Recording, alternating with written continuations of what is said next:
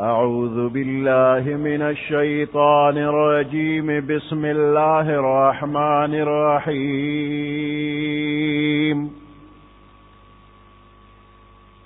ألف لام ميم ذلك الكتاب لا ريب فيه هدى للمتقين الذين يؤمنون بالغيب ويقيمون الصلاة ومما رزقناهم ينفقون والذين يؤمنون بما أنزل إليك وما أنزل من قبلك وبالآخرة هم يوقنون صدق الله العظيم.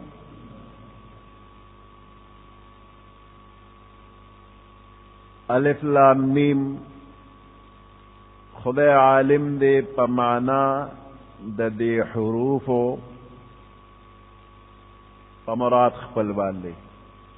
د دې نه د الله سمراد دی نو پدې الله عالم دی.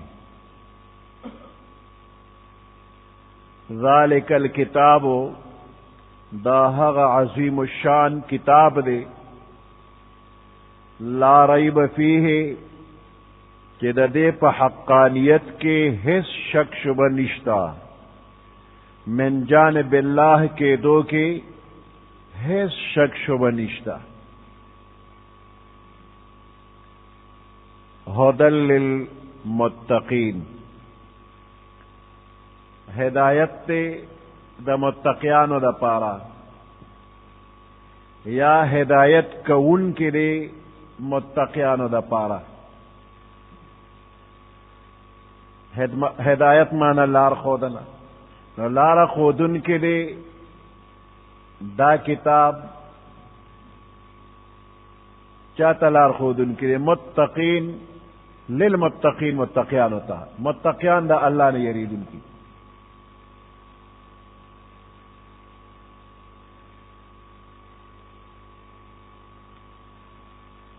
دا تقوا ستوئی پا متقین لفظ کے تقوا دا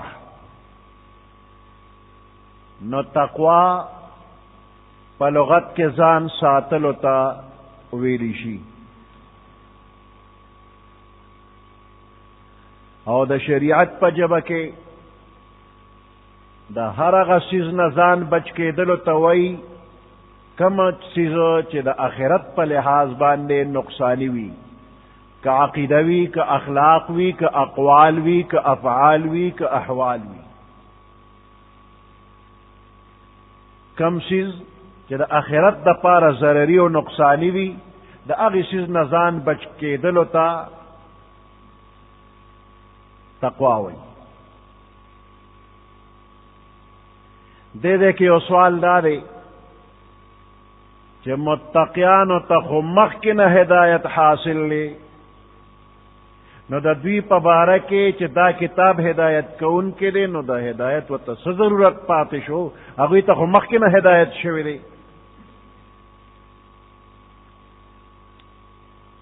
نو طالبان دے تا تحصیل دا حاصل وی یعنی دا یو حاصل شوی سیزو حاصل اول دا دے جواب دا دے کہ دا ہدایت درجی دی اور دا غی بیان سورۃ فاتحہ کے مخ کے شوی دی. نو قرآن مجید ہدایت کئی مطلب دا چے یو مخصوص ہدایت چے دا آخرت دا نجات ذریعہ گردے گی اگر دا متقیانو برخا دا ہدایت اگر مخصوص درجہ کہ دا آخرت دا نجات ذریعہ جوڑے گی اگر متقیانو دا پارا دے نو دے کہ ہدایت خاصہ ذکر شلا دا متقیانو پا کہ تخصیص شو. دارنګ د تقوا مختلفې درجې دي. یو ادنا درجه د تقوا دا ده چې بنده د شرک او د کفر نه توبهګار شي او په اسلام کې داخل شي، ګناهونه کوي یا نه کوي، د ګناه نه پرهیز کوي یا نه کوي، خو د شرک او کفر نه ځان بچ کو اسلام کې داخل شو، دا ادنا درجه د تقوا ده. نو د همیشه عذاب نه دی بچ شو. دویمه درجه د تقوا دا ده چې انسان خپل ځان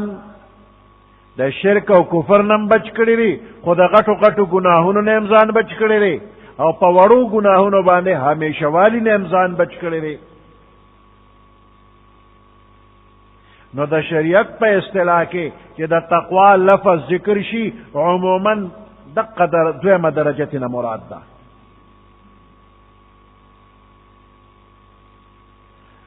حضرت عمر رضی اللہ تعالی عنہ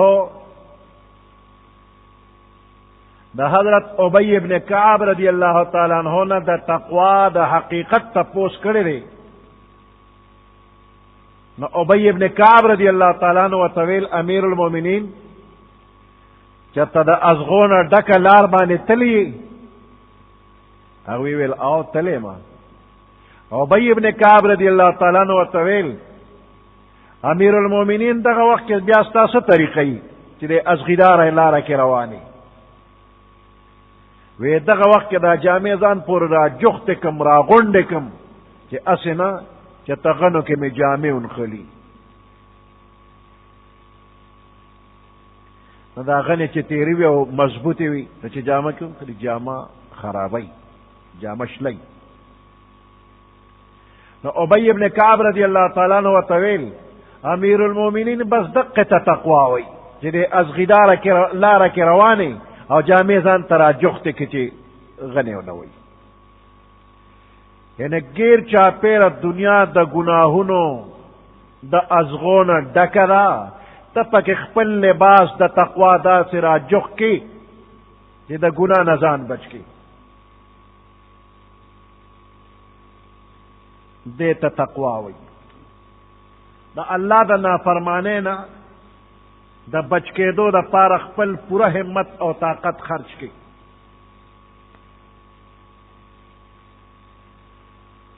مولانا محمد ادریس کاندهلوی رحمت الله علیه هغه وی تقوا څه ته وی؟ وی په کوم ځای کې چې الله درته د حاضرېدو حکم کړی دی هغه ځای کې غیر حاضر نشي، او کوم ځای نه چې الله منع کړی چې دغلته مه ورځه هغه ځای کې د حاضري ونه لګېږي، دې ته تقوا وایي. نو دریمه درجه د تقوا دا ده چې بنده د خپل زړه د هر هغې څیز نه محفوظ کي چې هغه څیز د انسان د الله نه غافله کوي. کم چیز چې انسان د الله نه غافله کوي د هغې چیز نه د خپل زړه محفوظ کړي، دې ته تقوا وایي.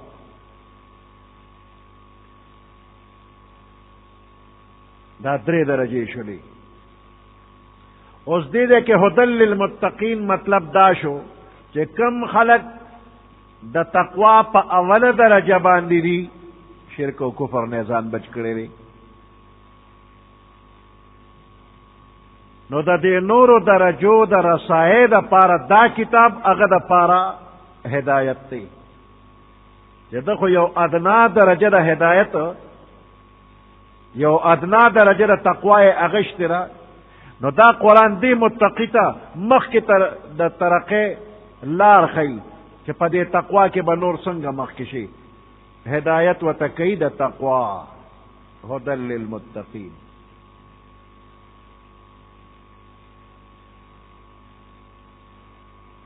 او بعض عالمان دا وایي چې د تقوا نه مراد معنا لغوي ده، او مراد د دې نه مطلق خوف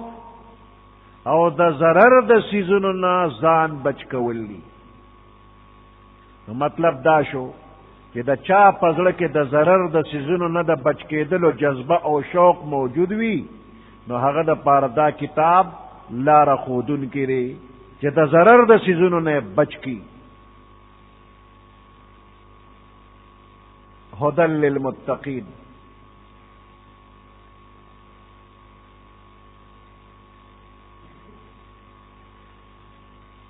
اوس دې ده کې خدای پاک او فرمایل چې هدى للمتقین دا کتاب ہدایت کون کے دے متقیانو لپاره. او پدے سورت بقرہ کے 185 نمبر آیات کے اللہ فرمائی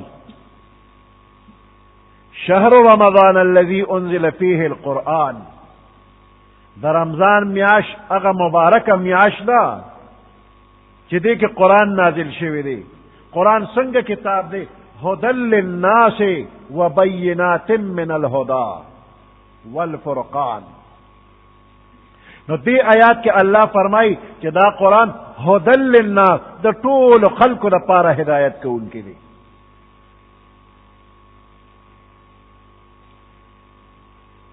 او دا حق او دا باطل پا منز کے فرق کو ان کے والفرقان.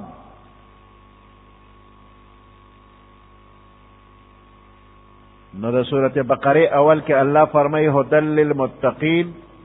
بس یوازی دا متقیانو دا پارا ہدایت کو ان کے لیے. اور دے سورت بقرہ کے هدى للناس دا طول خلق دا پارا ہدایت کو ان کے لیے. نو دی دو آیاتونو کے بظاہر تعارض کاری. نو دا دے جواب دارے کہ پا عربی جبہ کی دا ہدایت دو معنی دی. یو ایصال الی المطلوب اور دویم اراءۃ الطریق.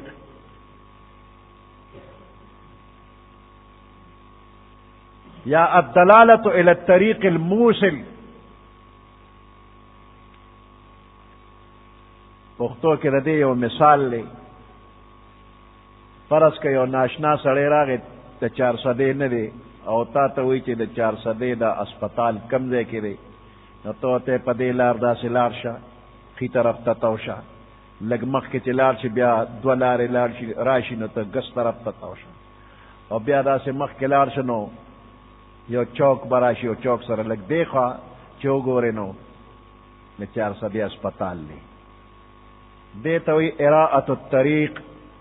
لارا خودنا یا الدلالت الی الطریق الموصل رہنمائی کول دا اغلار چا غلار رسول کی منزل مقصود تا. بیا دا دے سڑی خپل خوخر چی پا دے لار اسپتال تزان رسی ہو کنا رسی زیو یا نزی ہوتا نے تپوسکو تا لارو خولا. او دویم سڑے تپوس کی چے دا 400 دے اسپتال تا کم لار دا او تا سر گاڑی تا تیرا دکینا با گاڑی دے کینا او لک سات پاس دے اسپتال پا منس کے بریک کو لگو چے دا اسپتال دے چے تر چا سر کائی رو رسے رے. دے توی ایصال الی المطلوب منزل مقصود تا رسول. نو دا دا ہدایت دو معنی شلی. نو قرآن مجید مقصد تا دا رسیدو دا پارا رہنمائی خو عام خلق تکی هدى للناس طول خلق تلار خیچے منزل مقصود تکزینو دا لار دا. البتہ مقصد تا رسیدل دا دی قرآن پا ذریعہ باندی صرف متقیانو تحاصلی گی هدى للمتقین.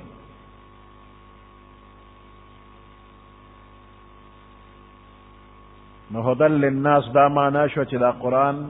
رہنمائی کئی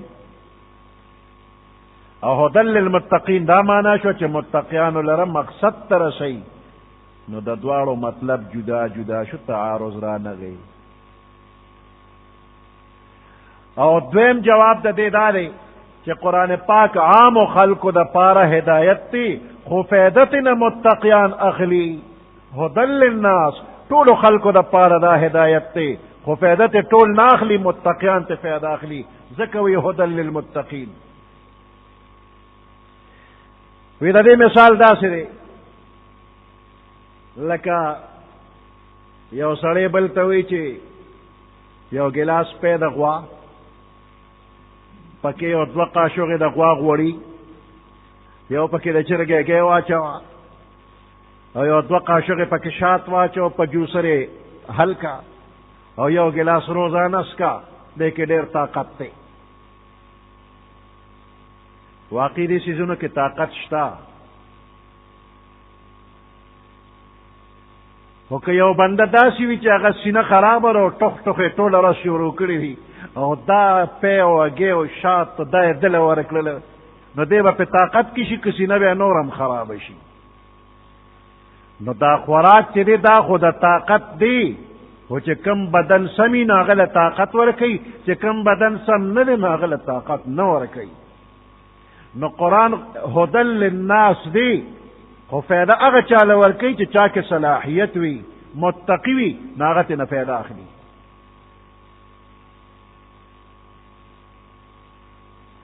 او دریم جواب دا دی چې یو عزتمن انسان وي، نو دا عرب ورته وایي اعزک الله واکرمک،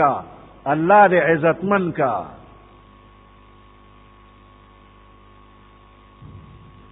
نو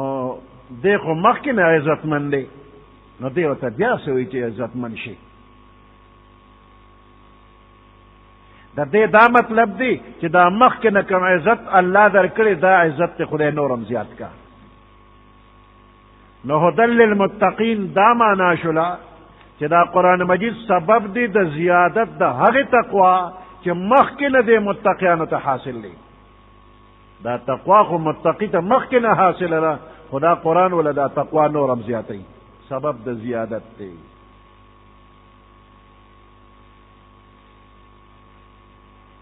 هدل للمتقین،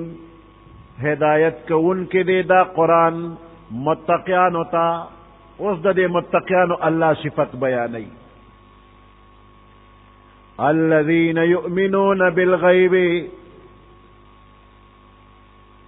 دا متقیان اغا خلق دی یؤمنون بالغیب چی دوی ایمان روڑی پا غیب باندے، غائبانا ایمان روڑی. ایمان ستوي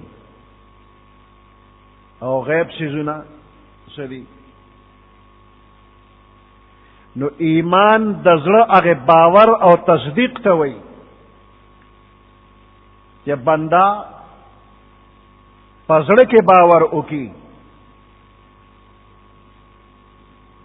یقین وکي، او دې سره خوا کې بل لفظ د اسلام. نو ایمان د زړه نه د یو شیز د تصدیق کولو ته وایي، او اسلام چې دی نو دا انقیاد ظاهري ته وایي. نو ایمان انقیاد باطنی دی، پټ په زړه کې تابعداري باور، او اسلام انقیاد ظاهري، ظاهري په اندامونو باندې تابعداري. نو د ایمان محل زړه دی، او د اسلام محل زړه او د ظاهر اندامونه دي. خو شرعاً ایمان بغیر د اسلام نه معتبر نه دی، او اسلام بغیر د ایمان نه معتبر نه دی. یعنی الله او د الله د رسول صرف په زړه تصدیق کول شرعاً تر هغه وخته معتبر نه دی تر څو چې په زبان دی وسره تصدیق نه وي کړی.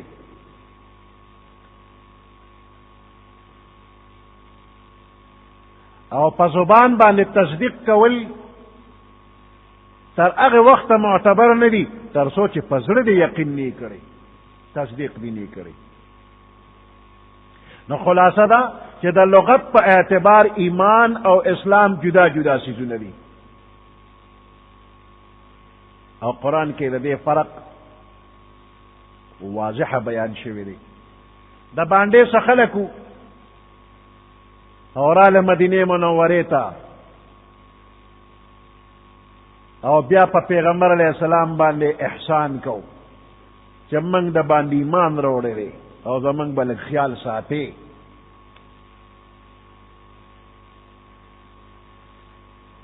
نو الله پاک فرمایي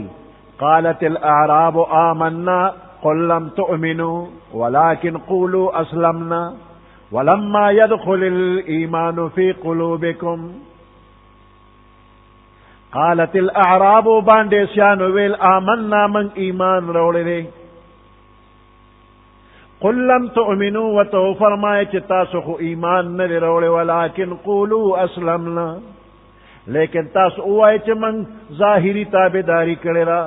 ولما يدخل الایمان فی قلوبکم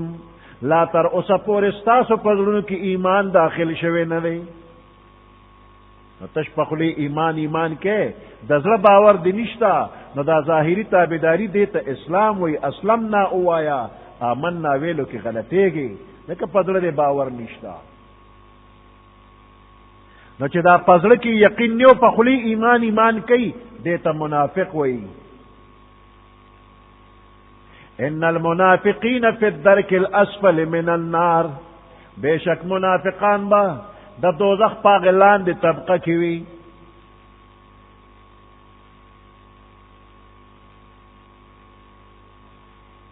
تش پخلی چی ایمان وی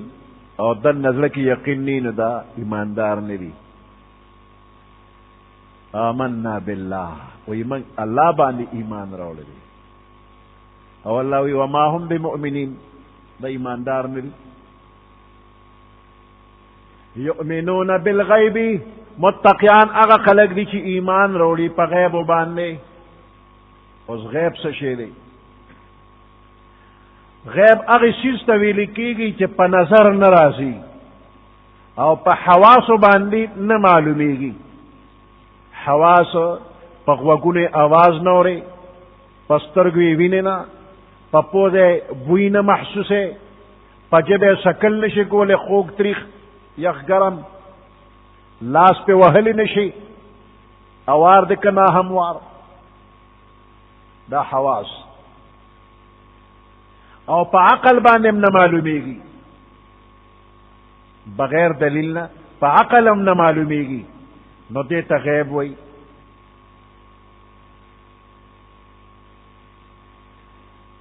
نو جنت او دوزخ ہم نم لی دلے رے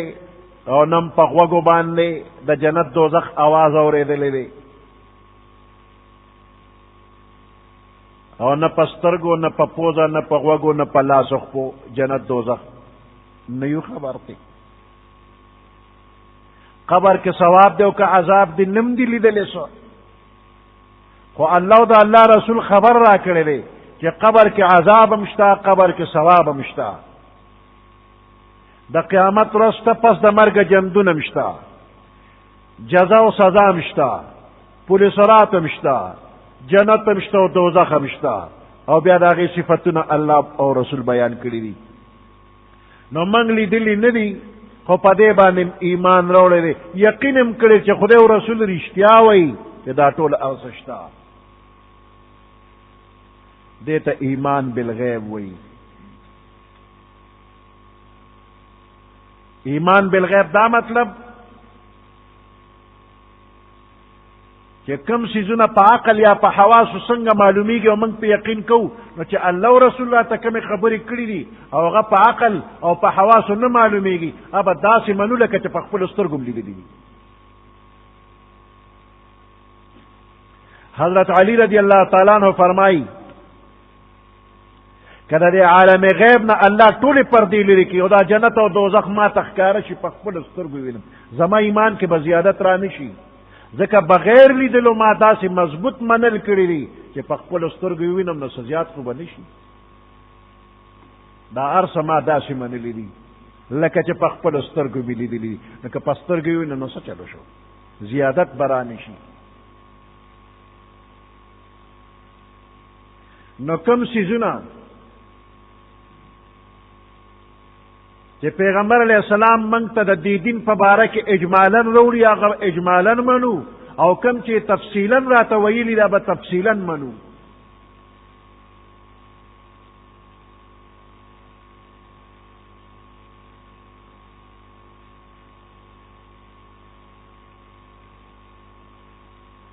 دا متقیانو صفت اللہ پاک بیان کر عقیدہ قول عمل اب داسې اختیاري لکه چې دا ټول شیزونه دی بنده په خپلو سترګو ویني او که دا شیزونه چا په خپلو سترګو ولیدل او ویې منل نو دې ته ایمان بالغیب نه وایي دې ته ایمان بالمشاهده وایي او ایمان بالمشاهده معتبر نه دی دې ځنکدن وخت کې خو بنده دا فرشتې وویني نو دغه وخت کې خو یې دې خامخا مني خو چې مخکې نی منلې نو د دغه وخت دا منل معتبر نه دي دې قبر ته چې بنده ورسېږي نو دې دا فرشتې وویني او تپوس پختونه موري نو دغه ځای کې خو دې مني چې او منکر نکیر راله او ما نه دا تپوس او دا منل معتبر نه دي دا چې په دنیا کې تو منې چې او منکر نکیر راځي او تپوس کوي په پولیس رات باندې تیر شولې او دې منله دا خو بیا هر څوک مني دلته دنیا کې او منا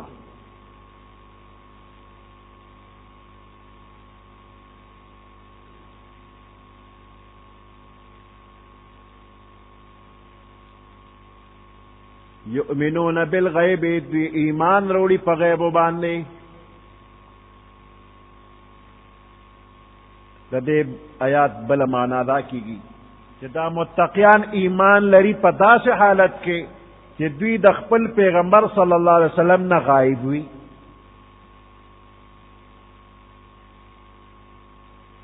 او د پیغمبر علیه السلام د نبوت د معجزاتو مشاهده په خپل نی کړي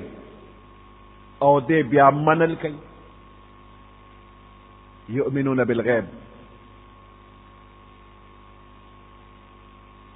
ابو بکر صدیق رضی اللہ تعالی عنہ شب معراج کی چې پیغمبر علیہ السلام د بیت الله نه بیت المقدس پورې سفر کړی دی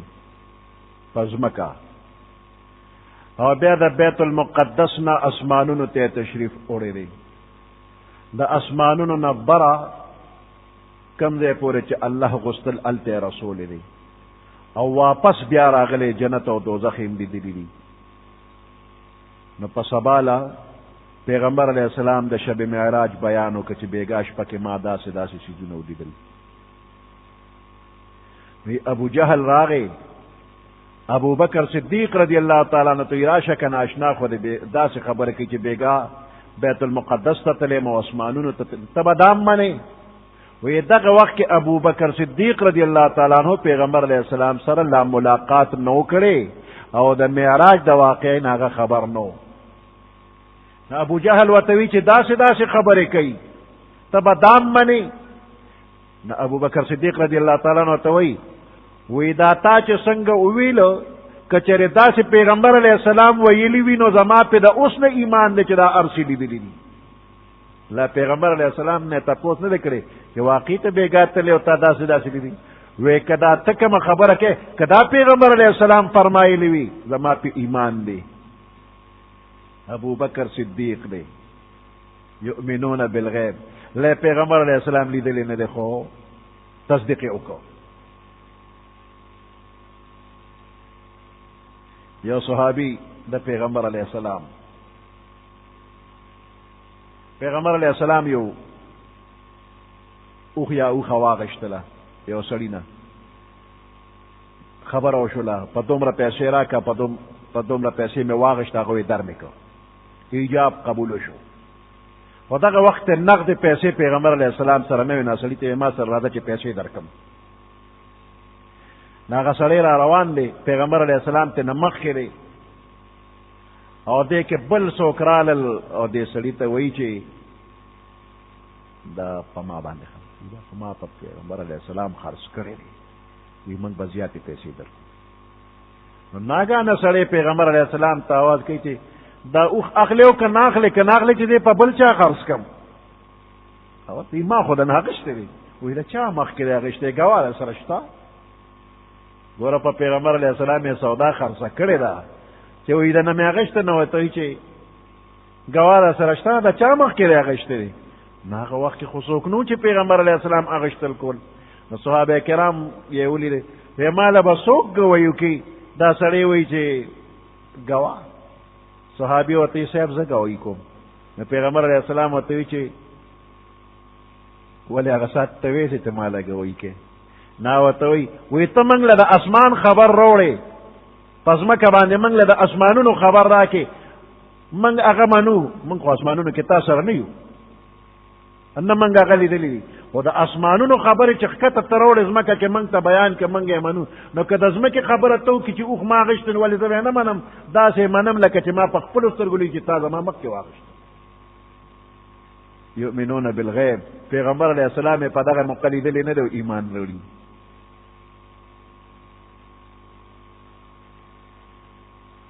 نو په دې کې فضیلت د هغه خلکو راځي چې د پیغمبر علیه السلام نه وروسته پیدا شوي دي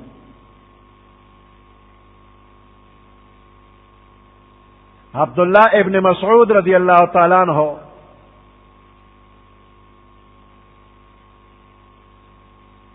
حارث ابن قیس رضی اللہ تعالیٰ عنہ صحابی نہ دے تابعی دے حارث ابن قیس وہی عبداللہ ابن مسعود تا چمنگا ستاسو دا لوی مرتبہ حسابو چې تاسو پیغمبر علیہ السلام په خپل سترګو لیدلی دی تابعی صحابی ته وایي من ستاسو دا لویه مرتبه منو چې تاسو پیغمبر علیه السلام په خپلو سترګو لیدلی دی نو عبدالله ابن مسعود ورته فرمایي من ستاسو دپاره د پیغمبر علیه السلام نه رستو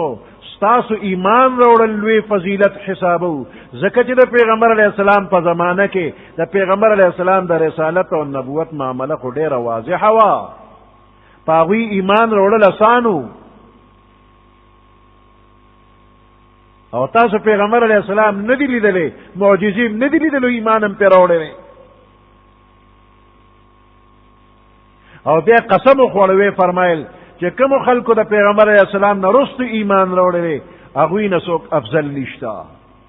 او بیا الف لام میم ذلک الکتاب تر مفلحون پورې وي تفسیر ابن کثیر کې هم داسې روایات راغلي دي چې د هغې نه د هغې خلکو فضیلت معلومیږي چې د پیغمبر علیه السلام نه پس ایمان یې راوړی دی نو دا فضیلت یو جزوی فضیلت دی کامل او کلی فضیلت به هر حال صحابه کرامو ته حاصل دی چې په خپل سترګې پیغمبر علیه السلام لیدلی او دا معنی هم ده چې د الله نه یریدونکي متقیان په غیب باندې ایمان راوړي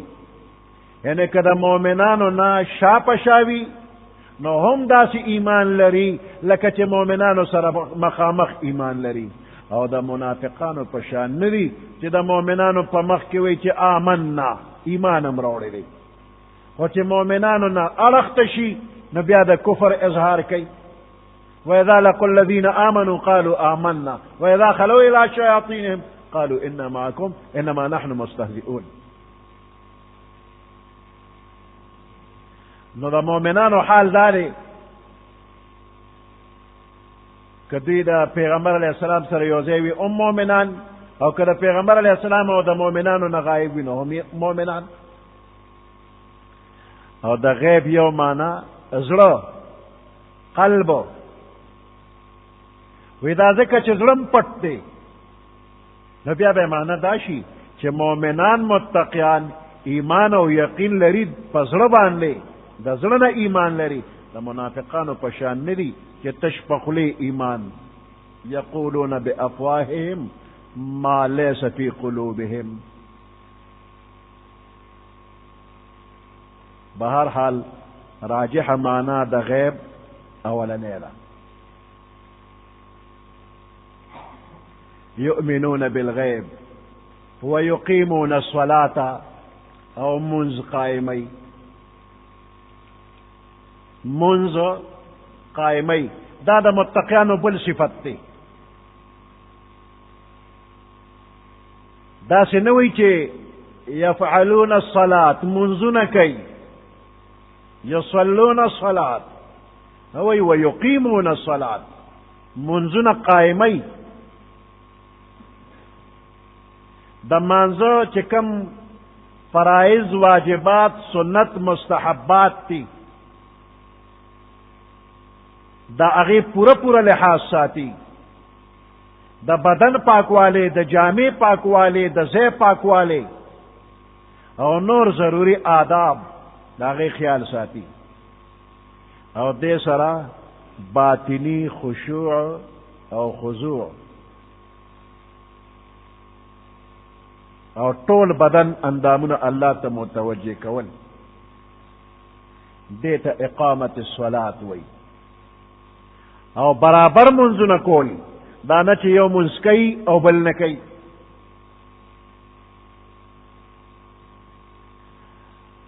او داسې ټونګو والا منظم نوي. عبداللہ ابن عباس رضی اللہ تعالیٰ عنہما فرمائی اقامت الصلاة اتمام الرکوع والسجود والتلاوة والخشوع والإقبال عليها فيها. دا منز اقامت داری چی رکوع سجدہ تلاوت خشوع اللہ تا توجہ پمانزے کی پورا پورا اوشی دیتا توجہ ہوئی، دیتا پورا منز قائم اول. تانا چی نیت تے تڑلی وی ولارے ندا سے مخامخ دیوال تا گورے گورے ناگانا چت تم سترگے وارے چت تو گورے رو گورے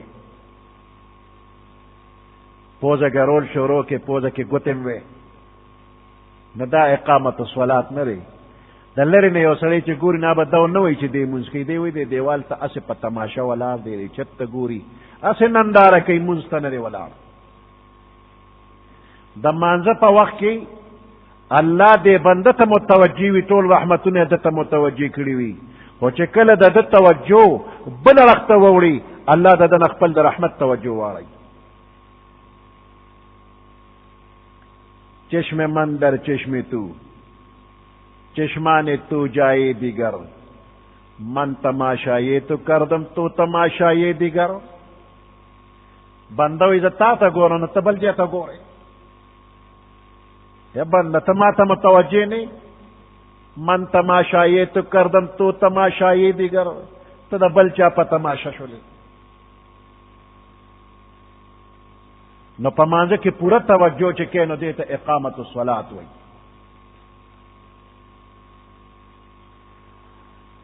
او دا خلقو دا خودنی دا پارا بیم نکے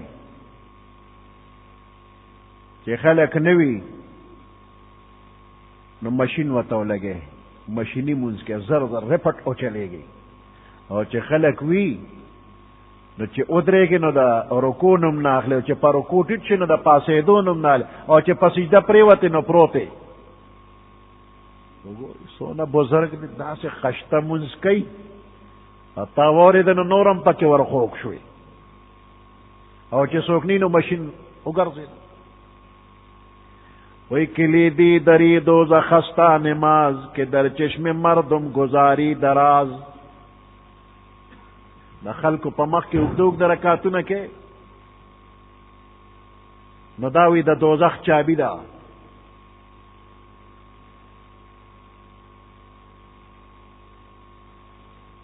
نو منز بکے و ہمیشہ بکے پورا دا اریو سیز بخیال ساتے دا حرام دا مفسد او دا مکروح نبا پکی پریز کے. دا گلکار چی برجے وی یا دیوال وی نو مسالہ پا مزدور باندے خ جوڑا کی کہ خط باندے وی نو ختم مزیدار جوڑا کی نو بیا پا کرنڈے باندے مسالہ یا خط اواری او بیا چی پی خخت کیری کل کل دا زر خخت واپس چتا کی او دا گوتو پسر گیٹ کے پاگے خاٹا کی یا مسالہ کی گیٹ کے ہو دا غیر دا وجہ خخت برابر نہ لگے دلا ناغت نلری کی او بیا مزے لگولے دا غیر سر مگوری تصور کی او سال و سر سات پا سات زولن دی.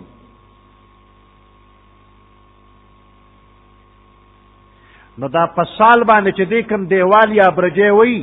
نو دا کدے اسمان پوری خیجی نو یو شان نے گئی او کسال و سرنی بیو اڑخت تی برجے کگشی یا تی دیوال کوکشی. نو چی دیوال یا برجے کگو والا ہمیشہ پاتی کی گی نا سورج پس غرزی گی او چی کم دیوال یا برجے نیغ والے دا ام مضبوطی زر نا غرزی گی. دا اولی خخت نا دے سال لگول شوری کی پزمکا چی کمی خخت ہو لگے رے د اقا ځای نه دې سال شروع کی نو په سال روان دی نو دې ته اقامت وای نو د شریعت په کرنډه باندې با مساله اواره که د مکروه یا د مفسد گیټ کې پکې نه بته وباسي مساله به نه ډیره نرمه وي او نه به ډیره سخته وي او خخته به دمخي وي نو بیا به دیوال ټیکی او که ویښ کې لومبی خخته د کږو لګوله نو دیوال اسمانه پورې وخیجه ونو کوږ وي خشت اول چون حد معمار کج تاسو ریا میرا و دیوار کج چې نیت دی اول نه خرابونو دا مونځ به تر آخره پورې ټول دیوار کج کوږ وي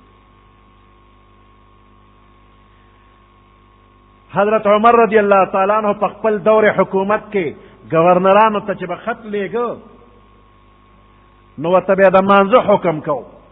چې د مانځه به ډېر خیال ساتي او خط کې به ورته لیکل من حفظها وحافظ عليها حفظ دينه ومن ضيعها فهو لما سواها اضيع چا چې په مانځه دوام وکړ هغه به د دین په نورو کارونو هم دوام کوي او چا چې مونځ ضایع کړ نو دی به د دین د نورو کارونو لپاره ډېر ضایع کوونکي وي نو متقیان هغه خلک دي چې په خپله باندې مونځ قایموي په خپله به مونځ کې په خپل ماتحتانو باندې به مونځ کې که د بچي دي په هغوی به مونځ کې او که د کور نور بندیان دي په هغوی به مونځ کې په شاګردانو به مونځ کې په نوکرانو به مونځ کې چې کوم ستا ماتحت دي په هغوی ټولو به مونځ کې او د مانځه ټیم داسې دی چې دا د ډیوټۍ د ټیم نه مستثنا دی یو سړي سره د خبره وکړه چې زه به تا له 8 ګنټې د فلاني ټیم نه فلاني ټیمه پورې دا 8 ګنټې دي زه به تا له ډیوټي کومه د سهار د 8 نه 4 پورې به دله کار کوم اوس د سهار د 8 نه 4 پورې ماسپښین مونځ پکې راغی تا نشي منې کولی چې مونځ مه کوه تا خو ماتی چې 8 نه 4 پورې صاحب د مانځه ټیم پکې قدرتي طور مستثنا د مانځه له بزم لکه د چا نوکر یې نو هم مونځ به پکې کې په صحیح طریقه باندې وَيُقِيمُونَ الصَّلَاةَ وَمِمَّا رَزَقْنَاهُمْ يُنْفِقُونَ او بعض د هغې څیزونو نه چې موږ دوی ته ورکړي دي ينفقون خرج کوي د الله په لار کې دا د متقیانو او بل صفت شو په نیکو کارونو کې به دوی خرج کوي رزق څه ته وایي رزقناهم من رزق ورکړی دی دوی ته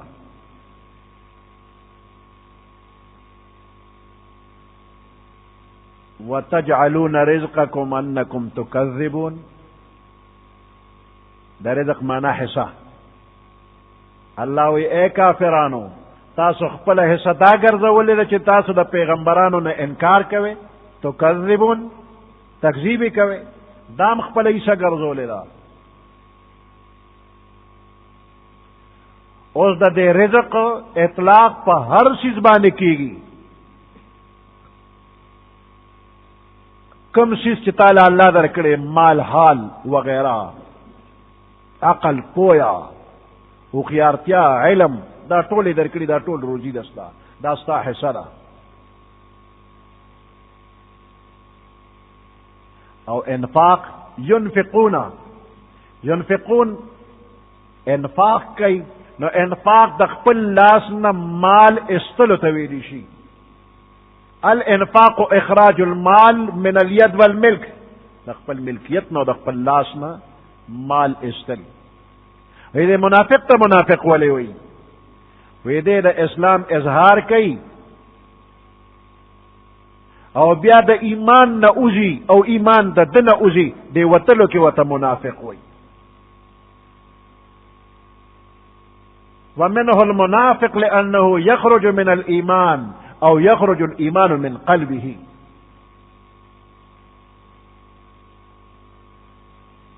ده انفاق نسو مراد دی بعضی وایي چې فرض زکات ته نه مراد دی او بعضی وایي چې په دې خپلو بچو باندې کم خرچ کړي نو دې ته هم انفاق وایي. ابو هريره رضی الله تعالی عنہ فرمایي و یو هغه دینار دی چې ته د الله په لار کې خرچ کړي او بل هغه دینار دی چې یو انسان د آزادولو دپاره خرچ کړي او بل هغه دینار چې ته په خپل اهل باندې خرچ کړي. نو دا روایت په آخر کې وایي اعظمها اجرا الذي انفقته على اهلك، په دې کې د ټولو نه ډېر لوی اجر په هغه دینار کې دی چې ته په خپل اهل باندې خرچ کړي. او بعض علما فرمایي چې د انفاق نه مراد نفلی صدقات دي.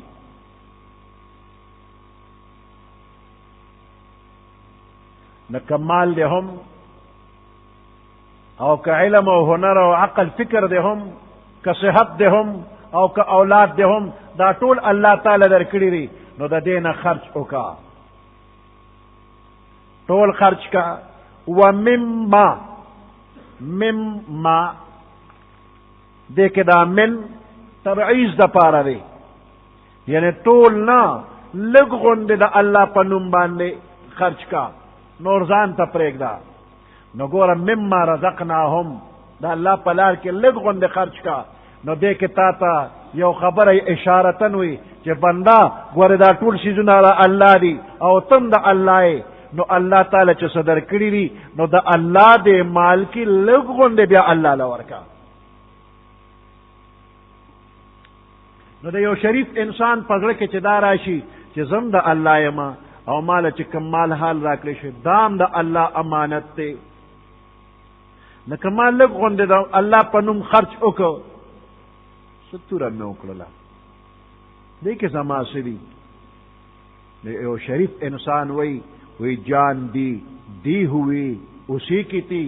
حق تو یہ ہے کہ حق ادا نہ ہوا. حق خبر ادا چمک دا خدا حق نشو پورا کولو. سبحان ربك رب العزة عما يصفون وسلام على المرسلين والحمد لله رب العالمين. اللهم ربنا آتنا في الدنيا حسنة وفي الآخرة حسنة وقنا عذاب النار وأدخلنا الجنة مع الأبرار يا عزيز يا غفار برحمتك يا أرحم الراحمين. أعوذ بالله من الشيطان الرجيم.